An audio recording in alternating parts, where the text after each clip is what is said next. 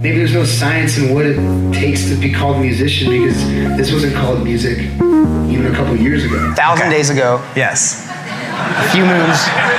I was like, you know, in debt, like I was living off credit cards. This is better than any 50,000 person festival. Let's go.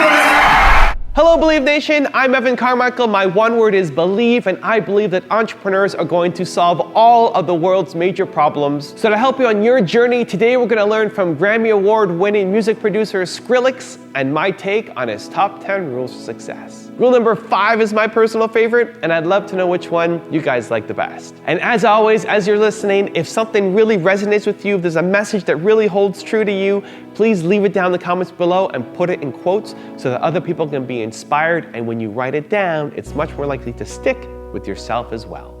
Enjoy.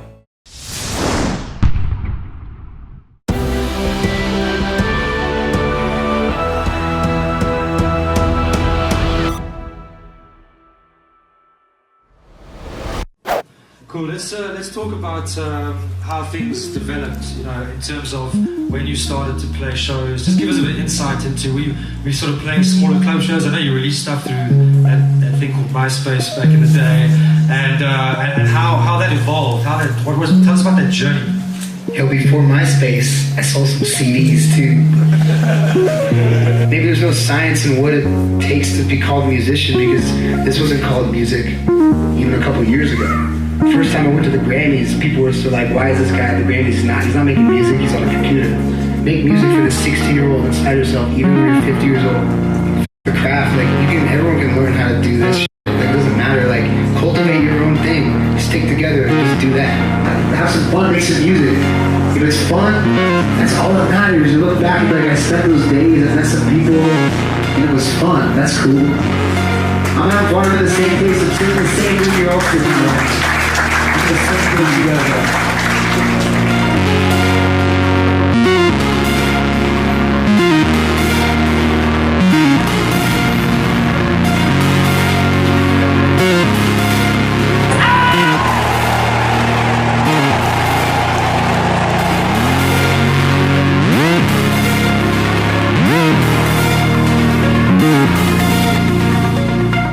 Anything you're trying to start up, businesses, whatever, like, if you have a friend, start it with a friend. Like, the first guy that should hear your stuff and should be excited about your stuff is the guy that supports you the most anyway. And like, maybe you can do it together, and then that friend has another friend, and you bring them over and you say, hey, check this out. Do you like this? And maybe they don't like it, and you find the next person.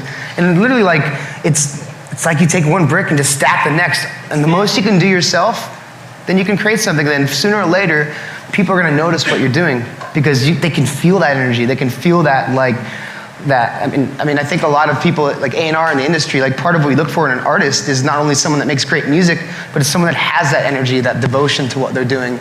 And that's a big thing, man. That's what I look for in the artists that I sign, are people that are really talented and people that have that energy, like, I'm just gonna do it. What's up? A lot of your hardcore fans were not really excited about this collaboration with Justin Bieber. I wouldn't even say a lot of my hardcore fans. I think my hardcore fans, like, get what I do and like the fact that I don't care, and like, I'm not, you know, I'm not afraid to fail, or I'm not afraid to do something that everyone doesn't like.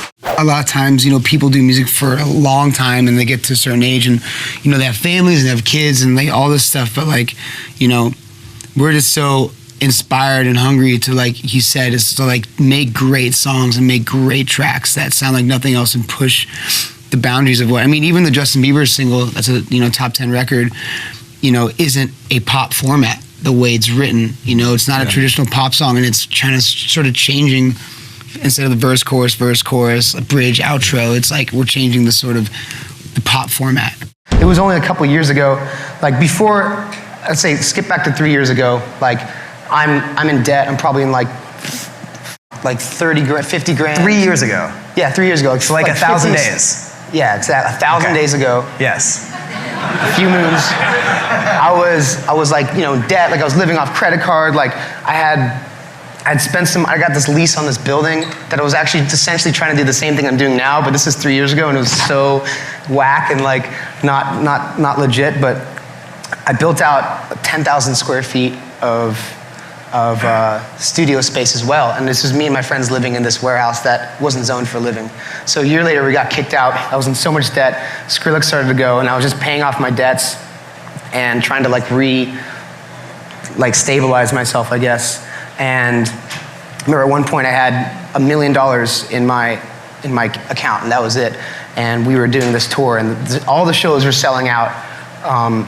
It was my first nationwide tour, and I spent all that money on production. It's like, okay, cool. I just want to make these shows really, really special, and I want to make a show that everyone remembers, and I want to show people that may not necessarily know where we come from that it's more than just meets the eye. It's more than just pressing a button. There's so much that goes into creating a great show. So I spent all my money on that. Didn't have anything past that point. Didn't really know what I was going to be doing or what the thing was. But it's times like that where you really truly believe in something and you make that giant leap.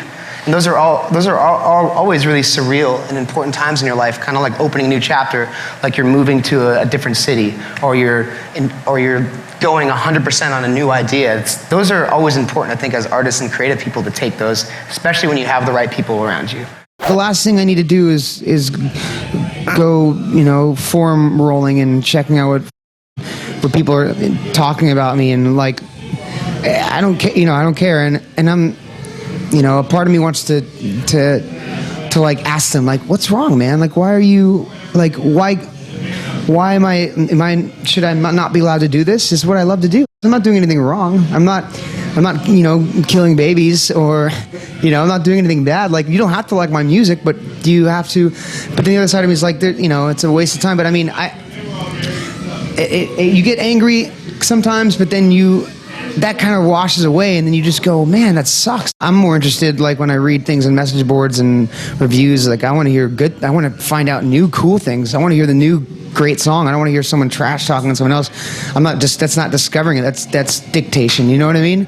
I'm not you're telling me to think a certain way, whereas something more open-minded, it's going to make me want to grow. I read that your parents were Scientologists. Your dad still is. Yeah. But you are not.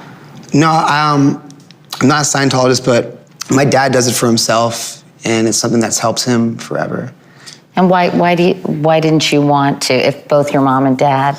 Well, I think the main part is that it's you dedicate so much of your time to it, and my time was always spent doing music, and I wouldn't have been able to do what I'm doing now if I spent my time doing that. Everyone at some point is just a guy or a person, but if you give the gift and enable someone to help out and to be a part of something, I think that's amazing. Enablers, that's a true leader, is when you can enable someone that's under you and give them a step.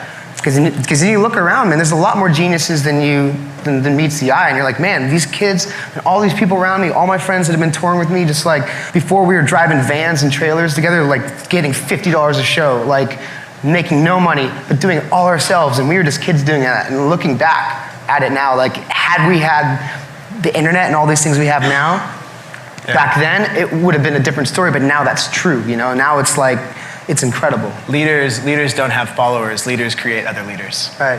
What excites me about the future is that anything could happen. Exciting thing about this ride is it's expect the unexpected. That's been this whole year for us. Anything really can happen, as long as you work hard and we keep doing what we're doing. We're working hard, but we'd be working hard anyway because we love the music, right?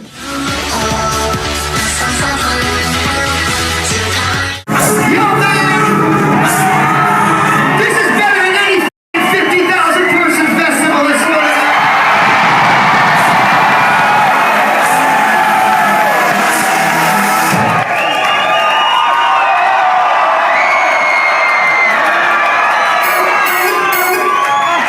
You know what that means?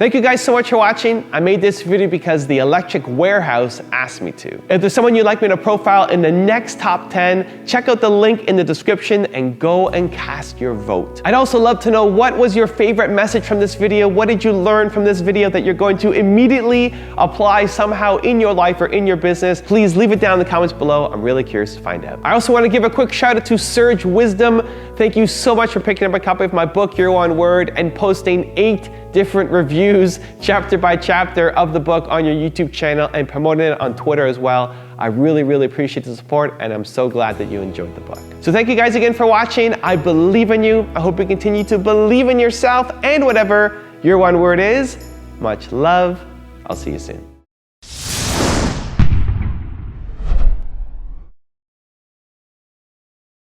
If it's not fun, if it's not a good time, if the party doesn't, then I don't want it. It's not about, then don't do it. You know what I mean?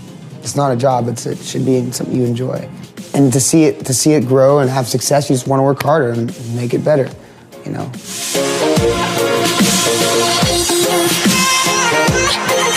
When you're playing a show, the energy you get from the stage is like undescribable, and it's just like this constant feedback, you know, like a cycle.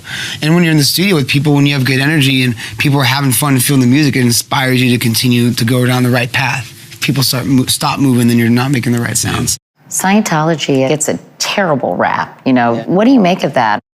I think it's easy for a religion like that to get a bad rap because it's so sensationalized, and people want to get clicks and people want to sell magazines at the end of the day. And like, you got Tom Cruise jumping on couches, and that's like, you know, with Oprah, and that whole thing was like hilarious. Being an artist and knowing what it's like to be taken out of context, or like at least to be criticized so much in the media, it's like, what is their intention at the end of the day? They're just trying to get a reaction. And I think if you're doing something that makes you happy, and that's all that matters.